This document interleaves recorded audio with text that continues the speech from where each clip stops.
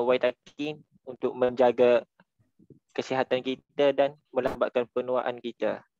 Jadi boleh amalkan. Dengar dan amalkan. Seterusnya, tanpa melewatkan masa, kita masuk kepada topik yang kedua, iaitu tentang perkembangan 2021 dan plan 2022 oleh Vice Manager Shah Izzat. Seterusnya saya jemput dan mempersilakan Vice Manager Shah Izzat. Okey, ada. Ada kan Syah? Mana tadi nampak ada?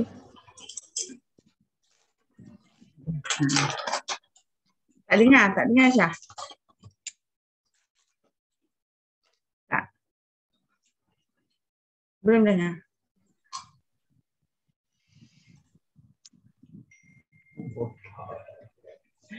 Tak, belum dengar Syah. Boleh dengar suara? Sekarang dah dengar. Dah dengar. Okey, baik. Baik, bismillahirrahmanirrahim. Assalamualaikum warahmatullahi taala wabarakatuh. Terima kasih kepada saudara pengerusi majlis. Jadi alhamdulillah pada malam ini saya diberi kesempatan untuk berkongsi dengan tuan-tuan dan puan-puan, saudara-saudari sekalian tentang bisnes saya sendiri dalam Shangho, iaitu perkembangan untuk tahun 2021 serta perancangan untuk tahun 2022. Ya, saya rasa setiap individu dalam Shangho ni masing-masing ada perkembangan masing-masing. Kemudian ada plan masing-masing lah, ya, mengikut apa yang mereka bincang dengan upline ataupun mengikut apa yang mereka tengok kemampuan masing-masing, keupayaan masing-masing untuk mencapai apa dalam tahun 2022 setelah dilihat tahun 2021. Baik, saya juga nak kongsi lah, kalau ada yang baik tu boleh diambil, kalau ada yang kurang sesuai tu mungkin boleh diubah suai, kan, diadaptasi, kan, dipertimbangkan. Okey, baik. Jadi sedikit saya nak mengenalkan, nama saya Shah Izzat, saya berumur 35 tahun dan saya di Kuantan Pahang dan sudah mendirikan rumah tangga bersama seorang isteri dan dikurniakan 3 orang anak. 2 orang anak istimewa dan seorang si kecil 7 bulan. Dan isteri saya berkhidmat sebagai pegawai perubatan dan saya sendiri sebagai seorang guru Al-Quran, seorang pelajar master sarjana dan juga seorang suri rumah sepenuh masa. Biasanya suri rumah ni yang rumah lah, buat kerja suri rumah lah. Baik, saya cerita sikit-sikit ni supaya tuan-tuan nampak gambaran selepas ini. Nampakkan selepas ini bahawa macam mana saya bergerak dengan keadaan saya begini. Kalau tak cerita macam ni, dia tak nampak sangat keadaan selepas tu. Kenapa begitu dan begini, kan? Nampak. Sebab saya percaya setiap orang yang masuk dalam Shangho, yang bertemu dengan Shangho, biasanya latar belakang semua berbeza. Semua berbeza, semua ada cabaran masing-masing, ada masalah masing-masing. Dan akhirnya ditakdirkan Allah Ta'ala bertemu dengan Shangho. Saya juga begitulah. Okey, baik. Sikit je. Jadi tahun 2021, sebelum masuk 2021 ni, saya cerita sikit lah bahawa saya mengenali Shangho ni sebelum kahwin lagi. Kenal ni pun kenal sebab jumpa tahulah kopi. Tahu inilah kopi CEO. Masa tu tak tahu Shangho tak ingat, tak pasti sangat lah. Tapi memang pernah minum kopi dan tahu kopi CEO je. Enzi masa tu tak guna lah, kan, tak guna, pernah rasa, pernah tak makan pun enzi, minum kopi je. Dan setelah berkahwin memang menggunakan produk Shangho lah, kan. Guna tu pun bukan guna totally semua lah, maknanya berperingkat, kan. Waktu kita baru kahwin, kita faham lah produk Shangho ni agak mahal sikit, kan. Kita start dengan kopi, green tea, kan. Lama-lama sikit kita pakai pencuci muka. Kemudian dah start ada anak, kita guna mandian Shangho, kan. Sebab kita tahu bahawa kalau sebenarnya memang ada mandian lain untuk anak-anak kecil, untuk dewasa. Tapi kalau kita boleh pakai satu untuk semua, lebih baik kita pakai satu semua, kan. Contoh begitu. Kemudian dan saya memang tak fokus bisnes masa awal-awal dengan Shangho ni, sebab biasa ni bila dah grad. So kebetulan dah grad 2011, 2012 dah kahwin dan dapat kerja. Biasanya akan fokus pada kerja ataupun fokus pada career kan.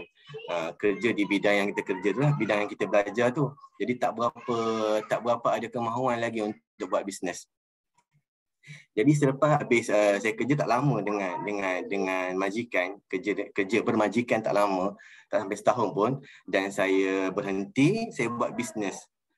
Itu pun belum bisnes Shonghu lagi, bisnes lain macam-macam, buku, kemudian saya lepas buku, dan akhirnya memang decide the best business is memang Shonghu lah.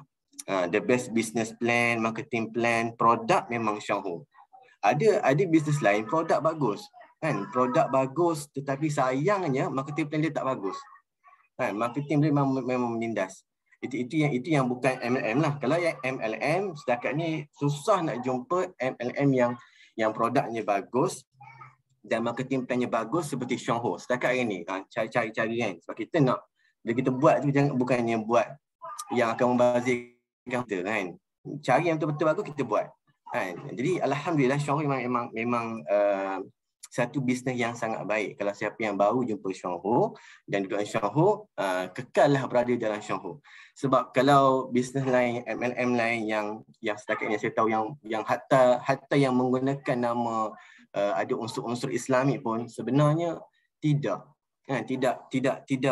menepati sebenarnya gaya panduan Patah Syariah yang kita bincang sebelum ni kan. Tak menepati sangat pun, sama ada dari segi produk maupun dari segi marketing plan dia. Begitu ya. Okey. Nak cerita lebih detail tu kena sembang lain. Itu tak habis malam ni. Okey, baik. Jadi bila dah sepanjang lebih kurang 2013, 2017 tu, tapi 2017 dan sebelum tu memang saya macam yang sama cuba mendekati Shonghu. Boleh katakan setiap bulan memang datang ke KL untuk dengar meeting dan seminar di Shonghu. Daripada Kuantan datang sebab nak belajar, nak bagi semangat sebenarnya. Kita jauh Kuantan dengan KL tu, nak dapat semangat tu payah kan, sebab Kuantan berapa kerat sangat yang buat Shonghu ni. Semangat tu dah kejap ada, kejap turun. Kejap ada, kejap turun kan. Jadi nak dapat semangat tu setiap bulan, kalau ada je program di HQ, pergi. Ambil semangat, kutip semangat. Kalau tidak memang layu, tak ada semangat. Kan? Jadi datang. Jadi kita dapat semangat, dapat idea, dapat visi nak buat sesuatu kan.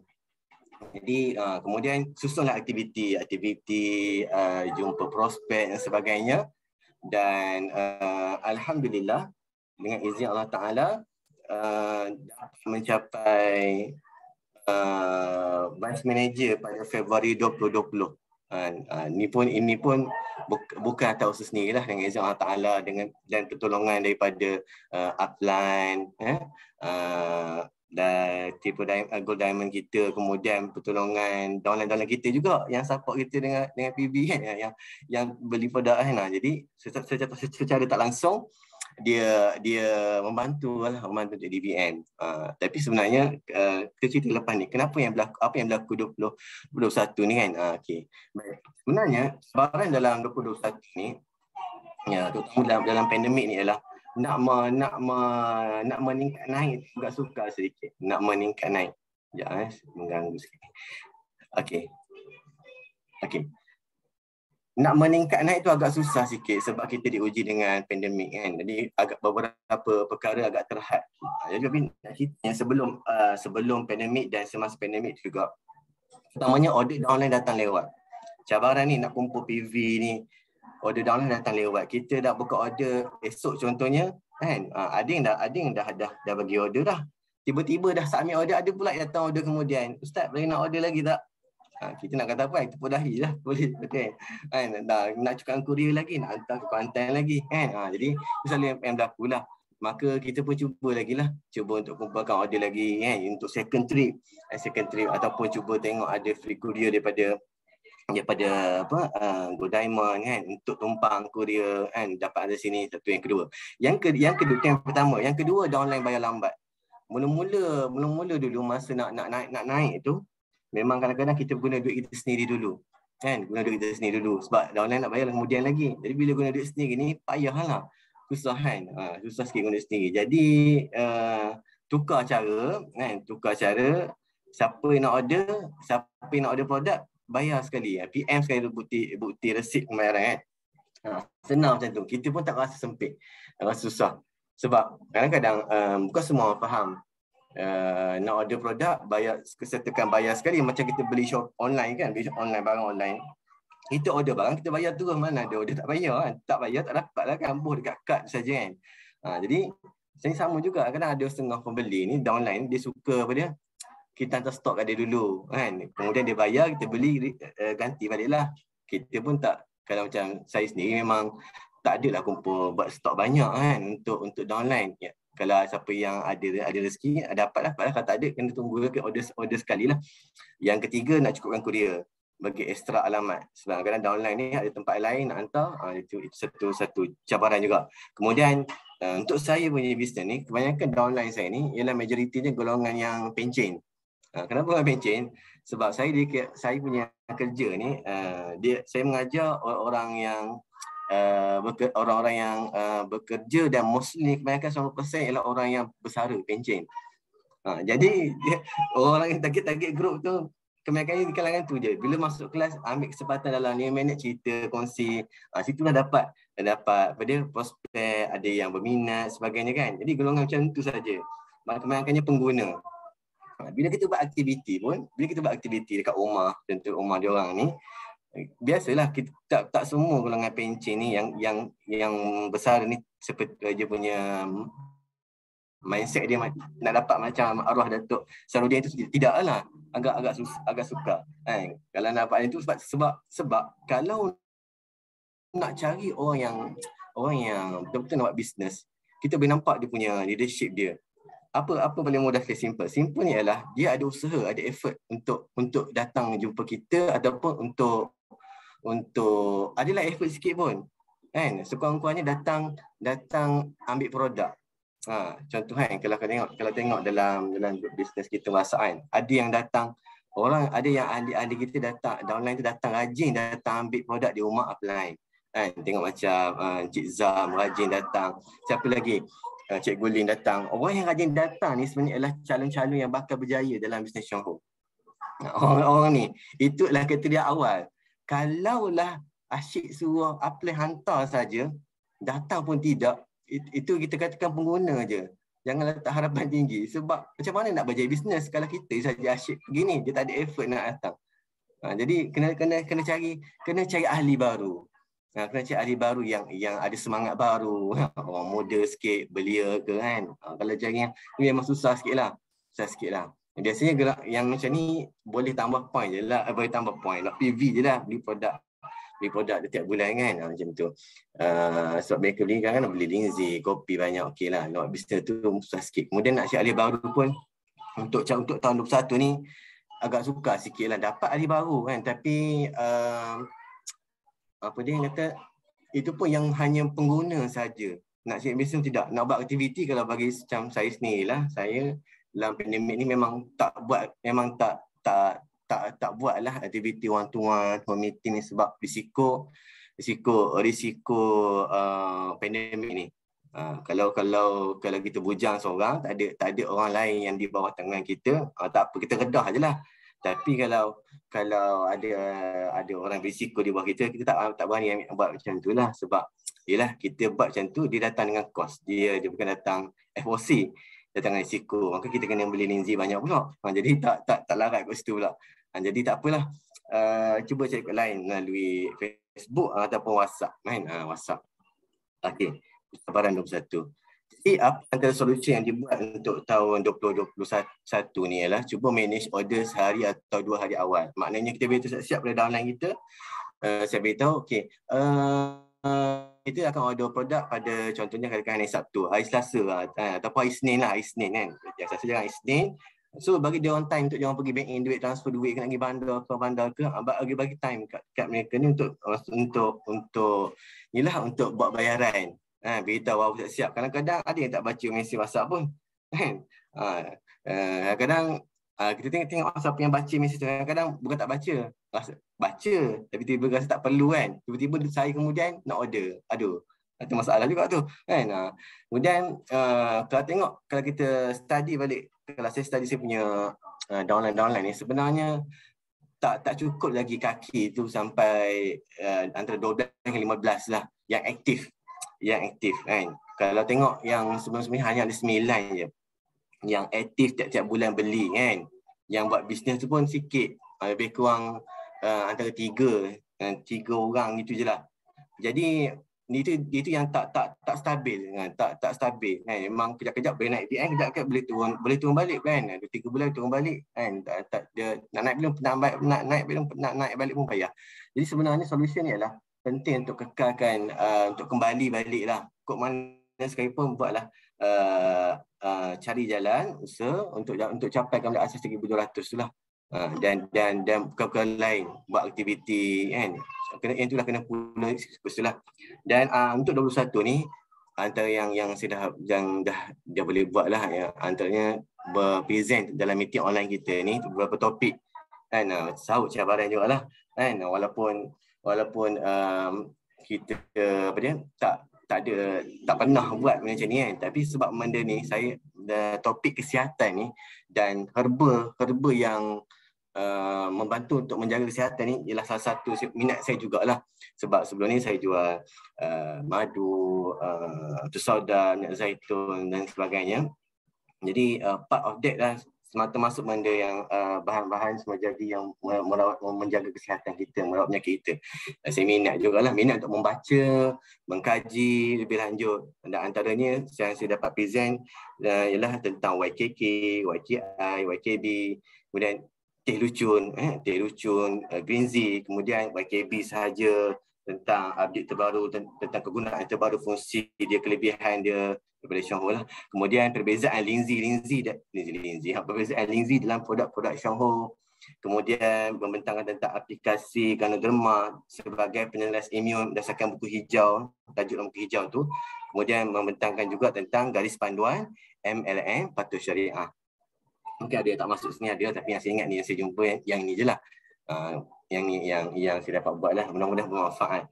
Okay. Semuanya yang saya nak share juga, kalau saya punya prinsip dalam bisnes ni, saya percaya yang sahabat-sahabat lain pun ada penilaian masing-masing. Kalau saya punya gaya saya lebih suka semak dan kaji dulu input yang diterima sebelum saya say yes. Sebab saya masuk di aliran akademik kan. Saya datang daripada aliran akademik dan saya belajar yang menjadikan saya lebih teliti ni, nombor satu ni sebab saya dulu bila saya sekolah agama, saya belajar masya-Allah pengajian hadis kan. Pengajian hadis kita, dalam mustalah hadis ataupun pengajian hadis, kita akan belajar kaedah-kaedah meneliti hadis itu sama ada sahih atau tak sahih, macam mana cara meneliti sumber hadis tersebut, daripada mana datang. Kemudian tambah pula bila masuk kepada aliran sains pula, ada kaedah-kaedah tertentu. Dan tambah pula bila sambung belajar ni, kita belajar metodologi pendidikan ni, ataupun research method. So kita tengok macam mana cara kita nak menilai sesuatu itu, sama ada fakta ataupun statement. Sebab bila saya jumpa supervisor kan, kita buat inilah pengisian dalam bab, salah satu bab dalam research ni. So dia tanya kita balik, yang ni fakta ke penyataan? Dia tanya kita balik, ini fakta ke penyataan? Sebab yang ni kalau tulis macam ni saja kan, maka ini adalah penyataan. Sebab tak ada fakta. Mana fakta yang kamu kemukakan, daripada mana kamu ambil, siapa kan? Kalau tak ada bukti, tak ada pengesahan, tak ada hujah, tak ada dalil, maka dia hanya penyataan. Bila penyataan ni, dia masih lagi boleh dipertikaikan. Sebab dia bukan satu fakta yang kita boleh terima bulat-bulat, tidak. Masih boleh dipertikaikan lagi kan. Jadi nak statement tu perlu kepada sokongan bukti-bukti. Dia yang nak cari tu. Sebab tu kaedah pembentangan saya yang sebelum ni, yang tajuk yang saya kongsikan tu, saya berbeza sikit, saya suka baca dulu. Suka baca. Kebetulan yang kita baca yang kita suka kan. Kalau benda yang payah-payah susah juga kan. Benda yang ni suka baca buku hijau. Kemudian tengok kajian saintifik dalam jurnal-jurnal ya, dalam portal kan, portal akademik, yang kita boleh tengok apa bukti-bukti yang ada. Maka kita boleh boleh tambahkan lagi, boleh jelaskan tentang fungsi tambahan, kelebihan yang lebih solid lagi, bukti dia sebagainya. Itu yang menjadikan, sebab kita nak, kalau kaedah saya nak mendidik. Mendidik bahawa sesuatu benda tu perlu ada bukti, pengesahan, kan? Bukan boleh terus terima yes, tidak. Hatta yang guru yang cakap tu pun, sebab hatta yang cakap tu pun, kalau yang cakap tu ya, contoh kalau kita mengajar agama kan, ustaz tu sebut hadis kan dalam kuliah. Hatta ustaz yang, walaupun ustaz yang sebut tu ustaz nama dia ustaz, tapi hadis tersebut tu kena cari dulu, kaji dulu. Ada kat dalam kitab apa, matan apa. Ada ke tak ada? Takut sebab kebanyakan yang ceramah ni kadang-kadang benda tu tak ada dalam kitab. Ataupun kalau ada pun dia yang benda yang palsu ataupun yang lemah sebagainya. Yang tidak penting. Sebab kita nak jadikan dia sebagai hujah dalam diri kita, bukan untuk orang lain pun. Yang penting untuk diri kita. Sebab yang nak jaga diri kita, nak tanggung diri kita ialah kita. Kemudian kita nak buat bisnes ni, cerita kat orang lain, kita juga bertanggungjawab di akhirat. Begitu. Jadi sebab tu saya memegang prinsip begitu. Yang keempat, saya tulis ni know your business. Maknanya saya kena tahu apa yang saya buat Syuang Ho ni, sebenarnya bisnes Syuang Ho ni berdasarkan apa sebenarnya. Dia punya bidang luas tu tentang apa. Kalau saya tak boleh lari daripada tu, saya tak boleh merapu daripada bisnes Syuang Ho. Apa yang Syuang Ho ajar pada saya melalui seminar, melalui buku hijau, itu saja yang saya boleh cerita. Di luar daripada buku hijau, di luar daripada apa yang diajar pada seminar-seminar Syuang Ho yang Syuang ajar tu, tak boleh cerita. Sebab apa? Sebab perkara yang di luar daripada bisnes ni, Syuang Ho tidak akan bertanggungjawab kalau ada orang lain tindakan undang-undang pada kita. Itu yang hati-hati. Kita dah tak punya duit, kan orang saman kita kan payah pula. Jadi secara selamatnya kita buat apa di lingkungan bisnes kita. Yang ni kita boleh tengok dalam garis panduan pengedar, buku manual tu, pengedar. Baca betul, faham? Kan? Supaya kita buat bisnes pun two party, dua pihak yang berkepentingan. Syuang Ho pun protected, kita pun protected. Syuang Ho akan jaga kita sebab kita follow the guideline, kita guideline dia. Kemudian yang keempat, dalam buat bisnes ni, bila saya jumpa prospek, kalau boleh kita cipta keperluan, elakkan daripada menambah-nambah penipuan. Sebab benda tu kadang-kadang bila dia berniaga ni, berniaga apa sekalipun, kadang orang berniaga ayam ke, kadang dia keadaan terdesak. Dia kadang akan tercipta satu penipuan ke, kona ke, macam mana, ada tambah berita-berita yang untuk menyebabkan orang tu tertarik kan. Sedangkan benda tu bukan benar pun. Jadi tak patut, kena elakkan. Sebab benda tu sebenarnya menyumbang kepada ketidakberkatan rezeki. Rezeki. Cerita yang dia tahu je. Kan? Dia nak beli, nak terima tu, itu Allah Ta'ala. Ya, Allah Ta'ala. Yang ketiga, berterus terang pada prospek ataupun downline. Kalau dalam buku hijau kajian sebut kena makan banyak-banyak ni, cerita je banyak ni. Kalau prospek kata saya makan ni, kita beritahu kalau makan banyak ni lambat baik, kan? Kena jaga masa panjang. Tu kan dekat dia faham supaya nanti tak kena kat kita balik. Kan? Kalau nak macam ni kena makan macam ni. Dia punya dosis kena betul, makan kena betul, produk yang betul dengan keadaan dia. Supaya dia faham. Kalau dia tak terima, dia kata mahal sangat, itu kemampuan dia. Jangan sampai kita nak untung juga dan kita nak macam kadang-kadang orang berniaga kan. Jangan kita berniaga pada apa sekalipun, kadang ataupun akak nak beli sekilo per sekilo lah. Kita nak jual, kita hanya jual 3 kilo je, tak jual sekilo. Tapi akak kata saya nak sekilo je, boleh tak? Contoh gitu kan. Sebenarnya tak boleh jual sekilo, tapi kita takkan berkesan penyakit tu kalau makan satu botol. Tapi kita cak laut jugalah. Tapi kena turun-turun juga boleh makan. Cuma untuk mengurangkan kan macam ni. Tapi nak untuk sembuh, dia kena ikut kajian dia. Macam tu. Dia yang sebenarnya rezeki itu luas. Rezeki ni luas sebenarnya. Kalau siapa yang biasa niaga lah, contoh macam saya jual sebelum ni, termasuk Lindsay, Syuang Ho sekalipun. Kadang-kadang kita expect orang ni lah yang akan beli produk kita. Sebab dia ni sakit macam ni, ataupun dia ni memang banyak duit. Dia ni memang suka ni. Kita expect mana dia lah. Tapi kadang-kadang yang datang kat kita beli tu orang lain sebenarnya. Allah tak adilkan orang lain yang beli, orang dia jadi ahli, dia yang beli. Bukan orang yang kita expect dia pun tak ada. Orang yang kita expect pas sudah pun dia tak beli. Sebab itu jangan streskan kita punya minda kita dengan satu prospek yang tak berapa nak tu kan. Kita riliskan dia stres tu, banyak lagi orang lain dalam Malaysia ni kan. Cari lagi kan. Mungkin tak jauh pun, sebelah belakang aja kan. Kadang-kadang depan ke tepi macam tak jauh pun kan. Kadang-kadang nak usaha 10 langkah lagi je, Tuhan letak 10 langkah lagi pergi je. Ada. InsyaAllah ada kan. Jadi kita jangan stres, teruskan usaha kan. InsyaAllah sampailah pada rezeki kita tu. Rezeki Allah tu luas kan. Sebab Allah takkan biar kita dalam keadaan kelaparan, kebeluran, ada rezeki. Dan kemudian nak beritahu bahawa bila saya bincang, bila saya duduk dalam Johor ni, sebenarnya nak tahu bisnes Johor ni, kalau tuan-tuan duduk dalam kereta api Johor ni, 5 tahun lagi, kalau kita kira-kira, kita plan, kita fikir-fikir, sebenarnya kalau 5 tahun lagi pun duduk dalam Johor ni akan capai diamond, masih lagi berbaloi. 6 tahun, 7 tahun pun berbaloi. Sebab kalau kerja dengan majikan, kan, 5 tahun lagi betul tu gaji kita naik. Betul lagi bonus kita akan besar. Kita akan penat juga bekerja. Wang masa pun tak berapa nak ada kan, ataupun 10 tahun lagi akan pencen. Memang tak berbaloi sebenarnya.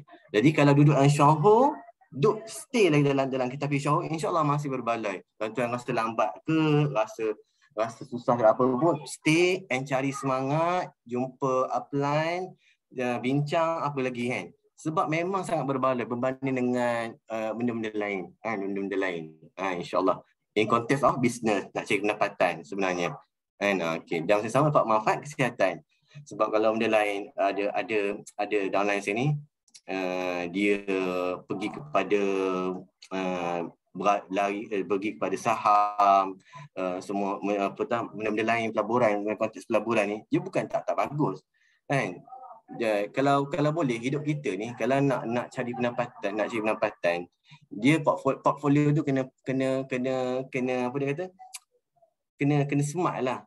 Kalau kita duduk kat benda lain, pelaburan ni dia berisiko, dia bukan benda yang boleh garanti kita untung. Sebab salah satu ciri pelaburan patuh syariah ni, dia tak boleh kata jamin akan dapat untung. Sebab pelaburan ni memang akan berisiko, sama ada untung banyak atau sikit ataupun tak dapat untung. Itu risiko dia. Cumanya memang bila sebut namanya benda tu pelaburan, dia jangka masa panjang. Tapi dalam Johor ni, kita memang akan dapat untung sama sikit ataupun banyak, bergantung pada kita lah, kita macam mana. Okey, baik. Cuma kena bersabar dan sentiasa cari semangat. Aktiviti, jumpa upline kan, duduk dalam meeting. Okey, baik. Perancangan 22. Okey. Perancangan 22 ni dia topik agak surprise sikit, nak share ni sebab dia benda yang berbeza berdasarkan individu. Ni saya cerita berdasarkan dari segi konteks diri saya sendiri. Saya melihat keutamaan dan fokus saya yang berdasarkan keadaan semasa. Jadi untuk tahun 2022 ni memang fokus saya untuk siapkan master saya, pengajian master saya dalam tahun ni. Sebab tahun ni tahun akhir saya kan.